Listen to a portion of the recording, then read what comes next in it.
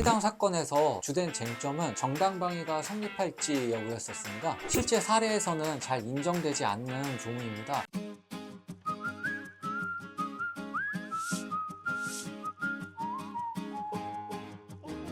안녕하세요. 무엇이든 물어봐요 변호사입니다. 오늘은 정당방위와 관련해서 최근 선고된 하급심 판례 하나를 소개시켜 드리려고 합니다. 구체적인 사실관계는 다음과 같습니다. 박물관에서 있었던 사건이고요. 박물관 관장이 고의로 업무용 자료를 삭제하는 직원의 모습을 보고 전화기와 서류를 빼앗는 과정에서 몸싸움이 있었고, 그 과정에서 직원에게 전치 2주의 상해를 입혔다라는 과실치상의 혐의로 진행된 사건이었습니다. 해당 사건에서 주된 쟁점은 정당방위가 성립할지 여부였었습니다. 이 사건 재판부의 경우 몸싸움이 일어났던 사건에 대해서는 사실관계 자체를 부인할 수는 없다라는 취지로 판시를 했고, 관장의 행위가 업무용 자료를 고의로 삭제하는 업무 방해 행위를 발견하고 위법 행위를 막는 과정에서 이루어진 것이라고 판단했습니다. 이어 무죄 판결을 선고하면서 침해되는 법익의 종류, 정도, 침해의 방법, 방어 행위의 긴급성을 고려할 때 피고인의 행위는 정당방위에 해당하거나 사회통념상 허용되는 행위라고도 판시했습니다. 정당방위의 경우 자기 또는 타인의 법익에 대한 현재의 부당한 침해를 방해하기 위한 행위가 상당한 경우에 위법성을 조각해주는 형법상의 조문입니다. 여기서 위법성의 조각이라 하면 형법상에 규정된 구성 요건은 충족을 하지만 그것을 위법한 것으로 보지 않겠다라는 것인데요. 실제 사례에서는 잘 인정되지 않는 조문입니다.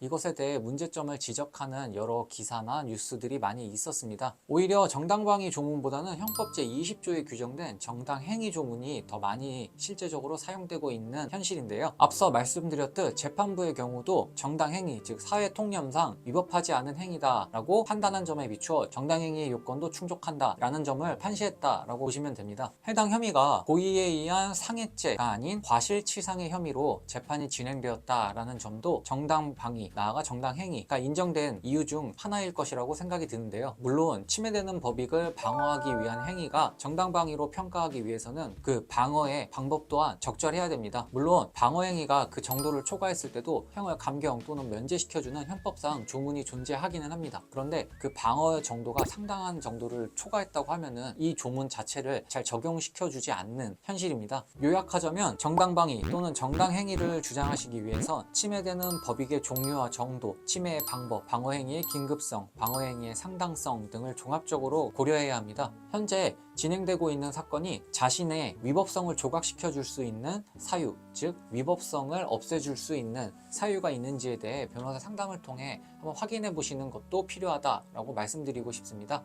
오늘 영상 유익하셨다면 구독, 좋아요 부탁드립니다. 감사합니다.